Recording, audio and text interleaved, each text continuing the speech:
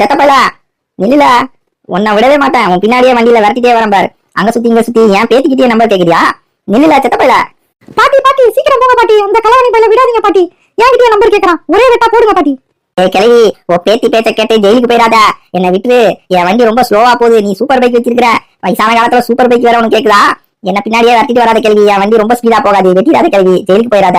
செத்தப்பையில வெளி தோட்டத்துல தானே வயசாகி போச்சு. நான் சூப்பர் பைக் இல்ல, எந்த பைக்கானாலும் ஓட்டுவேன். உன்னை விடவே மாட்டேன் பாரு.